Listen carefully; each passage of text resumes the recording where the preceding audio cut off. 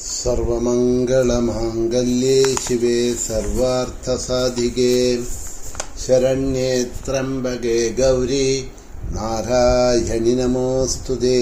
ദേവീ ശരണം അമ്മേ.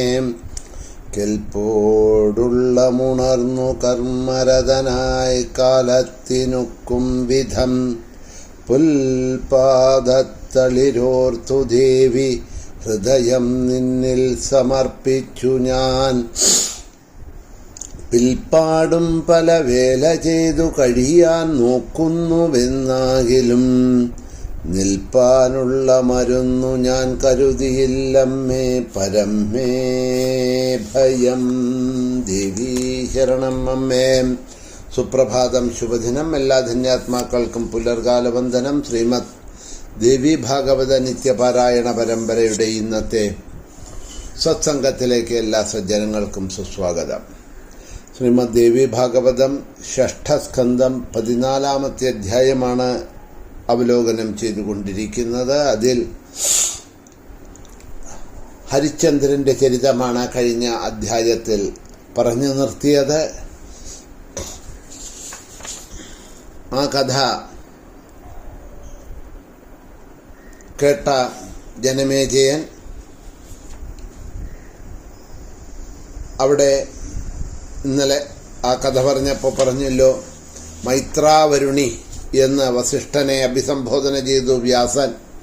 മിത്രാവരുണന്റെ പുത്രൻ എന്ന അർത്ഥം വരുന്ന മൈത്രാവരുണി എന്ന് മിത്രാവരുണന്മാരുടെ പുത്രൻ എന്നവിടെ അഭിസംബോധന ചെയ്തപ്പോഴാണ് ജനമേജയന് സംശയമുണ്ടായത്.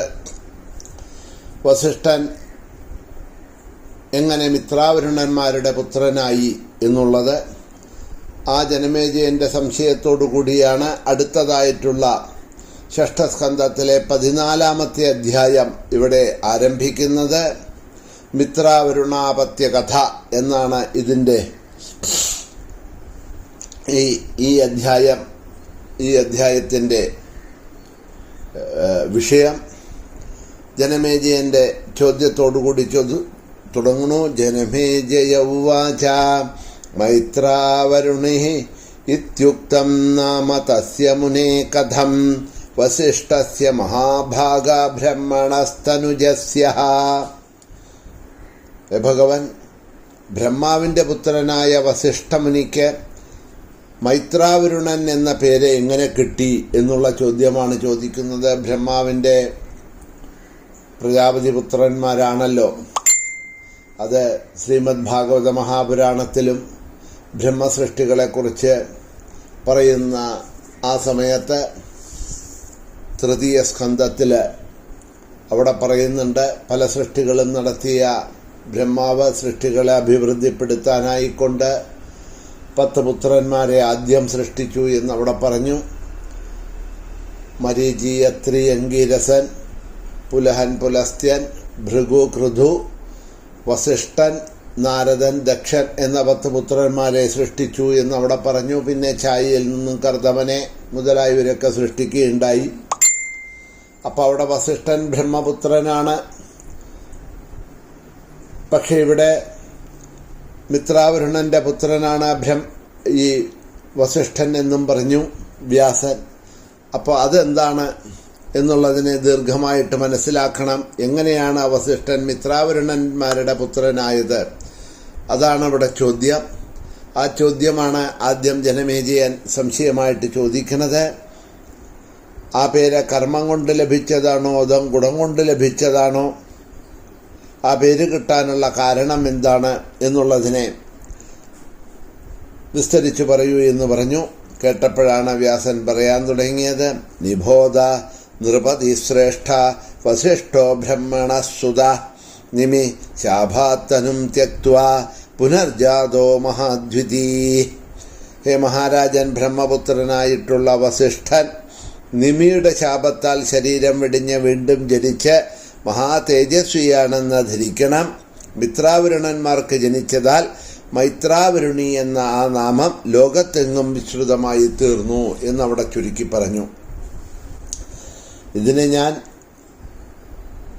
ഇതിനു മുമ്പ് കഥ പറഞ്ഞുകൊണ്ടുവന്നപ്പോൾ സൂചിപ്പിച്ചിരുന്നു. ആ നിമിയുടെ ശാപത്താൽ വസിഷ്ഠനും വസിഷ്ഠൻ്റെ ശാപത്താൽ നിമിയും ശരീരം പതിച്ച ആ ഒരു സന്ദർഭം ശ്രീമദ് ഭാഗവത മഹാപുരാണ പ്രഭാഷണത്തിലെ നവമസ്കന്ധത്തിലെ ആ നിമിവംശവർണ്ണനം വരുന്ന സമയത്ത് അവിടെ അതിനെ ദീർഘമായിട്ട് ഞാൻ വിസ്തരിച്ചിരുന്നു. ആ പ്രഭാഷണം കേട്ടിട്ടുണ്ട് നിങ്ങളെന്നുണ്ടെങ്കിൽ ആ കഥ നിങ്ങൾക്ക് അവിടെ മനസ്സിലായിട്ടുണ്ടാവും. എന്തായാലും ആ കഥയെ ഇവിടെ ശ്രീമദ് ദേവി ഭാഗവത മഹാപുരാണത്തിലും പറയുന്നുണ്ട്. കേൾക്കാത്തവർക്കായിട്ട് ആ കഥയെ വിസ്തരിക്കാം.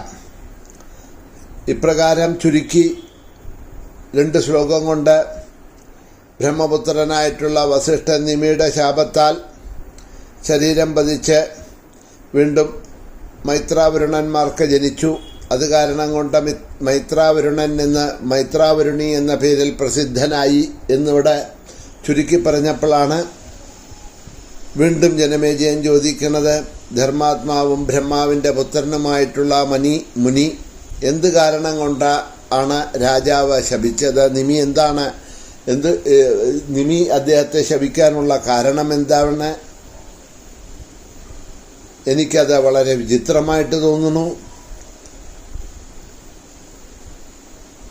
നിഷ്പാപനായിട്ടുള്ള വസിഷ്ഠനെ രാജാവ് ശപിച്ചുവല്ലോ. ആ ശാപത്തിന് എന്തെങ്കിലും തക്കതായിട്ടുള്ള കാരണം ഉണ്ടാവാതെ കണ്ടിരിക്കില്ല. കാരണം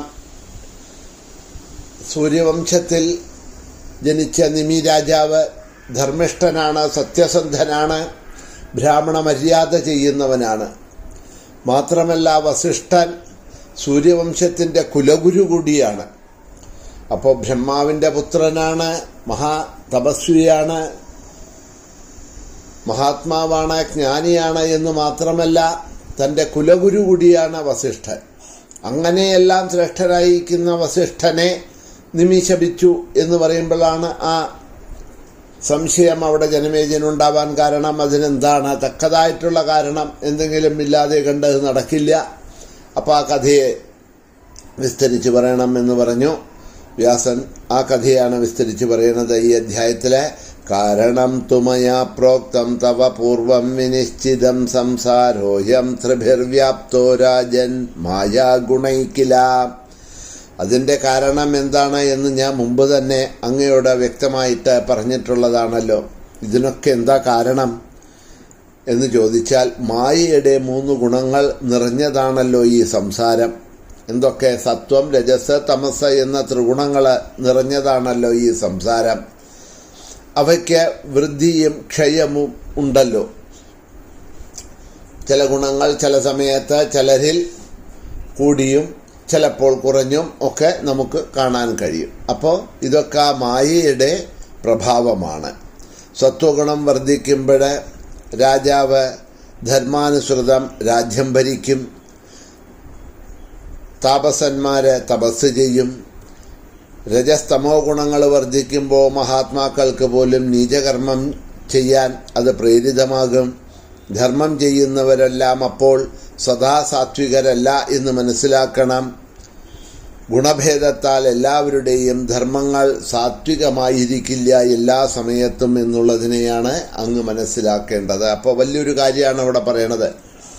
എന്തൊക്കെ തന്നെ ശ്രേഷ്ഠതകളൊക്കെ നമുക്കുണ്ട് എന്നുണ്ടെങ്കിലും ഈ ഭഗവാന്റെ മായ എന്നുള്ളത് ആ മായയ്ക്ക് അധീനമായിരിക്കുന്നതാണ് ഈ സത്വരജ തമോ ഗുണങ്ങൾ. ആ മായയുടെ പ്രഭാവം ആരിൽ എപ്പോൾ ഏതു വിധത്തിൽ ഉണ്ടാവും എന്നൊന്നും തീരുമാനിച്ച് പറയാൻ പറ്റില്ല. എത്ര തപസ്വിയായാലും എത്ര ജ്ഞാനിയായാലും എത്ര പണ്ഡിതനായാലും എത്ര ഇന്ദ്രിയ സംയമനമൊക്കെ ചെയ്ത ആളാണെങ്കിലും ഇന്ദ്രിയ നിഗ്രഹങ്ങളൊക്കെ ചെയ്ത ആളാണെങ്കിലും ഈ മായയുടെ പ്രഭാവം ചിലപ്പോൾ ചില സമയത്ത് ഉണ്ടാവും.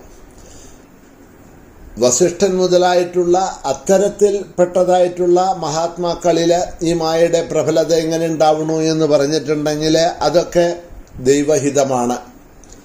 അതുകൊണ്ട് പൂർവ്വനിശ്ചിത പ്രകാരം സംഭവിക്കുന്നതാണ്, നമ്മളെ മാതിരിയല്ല എന്ന് മാത്രമേ ഉള്ളൂ. ഏതായാലും നാളെ കഥ തുടർന്നു കൊണ്ടുപോകാം. സമയം കഴിഞ്ഞതുകൊണ്ട് ഇവിടെ തന്നെ നിർത്തുന്നു.